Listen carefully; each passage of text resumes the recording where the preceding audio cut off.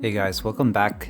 It's going to be a quick video recapping and going over Sergey Kovalev versus Anthony Yarde, which took place this weekend. It was a very exciting fight where we got to finally learn a lot about Anthony Yarde in his first big step up in competition, his first big test, but more importantly, we got to confirm what we already know about Sergey Kovalev. What his strengths are, what his weaknesses are, and what his game plan is. His game plan is pretty much the same thing for every fight. Control the fight with the jab, counter his opponent's jab with the right hand. Now of course, he has a lot of success with this basic strategy because his ring IQ is very high, but essentially boils down to this strategy, and we're going to very quickly take a look at how exactly he does this. So of course the story of the fight, as is with every Kovalev fight, is his jab. Kovalev looks to stay on the outside and outwork his opponents with a constant, sharp, untelegraphed, heavy, long jab. Kovalev often initiates exchanges with his jab, and this is how he racks up points round by round. In a bad position, he's having success at moments. I'm talking about Yarde, but what type of fighter does he turn out to be? I think for stepping up to this level, Kovalev did feel a little bit of the British challenge. Wins here, Sergey Kovalev. Yeah, he's a match that. So as you can see, Kovalev loves to pressure his opponents backwards while pressing them with a jab, a sharp jab that is pretty much untelegraphed and it goes uncontested most of the time. And you can also see that he also shoots it down to the body, acts like a syringe to suck the wind out of his opponents.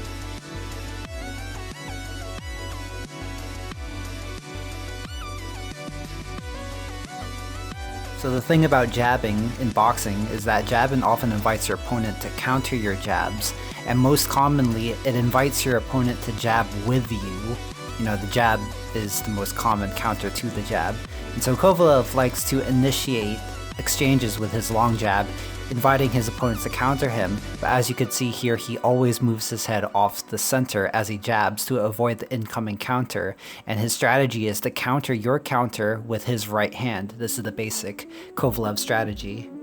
You see Kovalev slip the counter to the inside and try to counter the counter with his right hand. It misses, but you see that this is what he's going for. Once again, jab, slip the counter, and then try to counter with the right hand. This is the basic Kovalev strategy. This time again, jab, slip the counter, and then try to counter with the right hand. That time it actually lands. This is the Kovalev strategy. Most famously, he did this against Andre Ward. He'd throw the jab, and then go off center line and try to counter the counter with the right hand. You know, this is always looking for that right hand, but it always comes from the jab. Shot there from Yarde. We also notice that Kovalev holds his hands relatively low. This is because his primary defense is side-to-side head movement, but it also acts as a bait to try to counter him to his head. When you try to counter to his head, Kovalev will then slip the punch and then look to counter your counter with his right hand. This brings me to Kovalev's biggest weakness, which is his lack of an inside game and lack of a left hook. Kovalev is a master of the outside range, where straight punches are most effective, and he could get away with holding his hands low, relying on slipping punches. But the thing is, you need to know at what point to bring your hands up. Kovalev almost never has his earmuffs on, making him very susceptible to hooks. And once you get past his jab and in close range on him, you can hit him with hooks to the head and body. The problem becomes compounded from his lack of a left hook in his arsenal, as one of the best counters to a hook is your own hook. Look at how when Anthony Yarde closed the distance on Kovalev, Kovalev's answer is to back up, to try to create distance. He backs up without controlling Yarde, without trying to counter him with a check hook, and his hands are down low.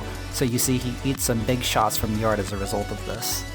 You see at this range, check left hook would be a perfect counter to get him out of this situation, and even against Andre Ward, you notice he was very susceptible to the hooks. He has his hands down very low as if to parry or slip a straight punch. Once you get inside on him, he doesn't change this and you can hit him with the hooks, and this is what Andre Ward did to him. You know, he would control the inside game, he would get in on Kovalev, control him, and then work him on the inside until Kovalev pretty much broke. And Kovalev was controlling Andre Ward on the outside, but once Ward got in on him, it was pretty much the beginning of the end. But as we know, Anthony Yarde did not have the skill level to match Kovalev and to constantly get inside on him, so he eventually burned out and succumbed to the pressure of Kovalev's jabs and his counterpunching, so he wasn't able to get in on him constantly, and we see Kovalev eventually broke him down and was able to knock him out there. Which brings me to the main topic at hand, the big elephant in the room made of money, which is the possibility of a fight with Canelo Alvarez. Kovalev was a potential next opponent for Canelo, and after this fight might be more likely than ever. So let's talk about this potential fight. Oscar De La Hoya and Golden Boy Promotions was probably blowing up Kathy Dula's phone the second the fight ended, saying let's make the fight happen now. The whole world got to see that Kovalev still has the same weaknesses that were exposed in his fights against Andre Ward. He still lacks an inside game when you get past his jab and is still susceptible to hooks. Canelo Alvarez has one of the best left hooks in boxing, and one of the best left hooks to the body, which we all know Kovalev doesn't like. I'm actually inclined to think that this is a good matchup stylistically for Canelo, but the big X factor is the size difference. Kovalev is much bigger than Canelo, and has the skill to match him. Can Canelo get past Kovalev's long, heavy jabs and walk him down? Can Kovalev keep Canelo at bay with a jab like he does to every opponent? If Kovalev can keep the fight at long range, it favors him heavily, as Kovalev is almost unbeatable at long range. He outboxed Andre Ward, Eleider Alvarez, and Bernard Hopkins at long range, so I have a hard time seeing a much smaller Canelo Alvarez keeping up with Kovalev at that range. Canelo was able to walk down Gennady Golovkin and walk through his punches, but Kovalev is far bigger and punches harder. So if Canelo were to move up and beat, in my opinion, the best champion in the light heavyweight division in Kovalev, that would be some Manny Pacquiao level shit. That would be his 4th division championship, and it would set him up to be on the list of the greatest Mexican fighters. However, if I were to predict the winner, I would actually pick Sergey Kovalev to beat Canelo Alvarez. The size difference, I believe, will be too much, and Kovalev is too good at boxing on the outside. Canelo's best chance is to win by KO with body shots.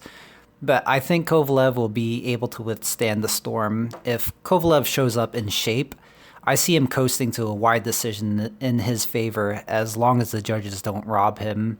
And what would you think if this fight happens? What do you think would happen? And who else should Canelo fight next if it's not Kovalev? Let me know in the comments below. And as always, thank you everybody for watching. Please subscribe to the channel if you like the content and want to see more. So I'll see you guys all in the next one. Thank you all for watching. Opportunity comes once in a lifetime. You better lose yourself in the music.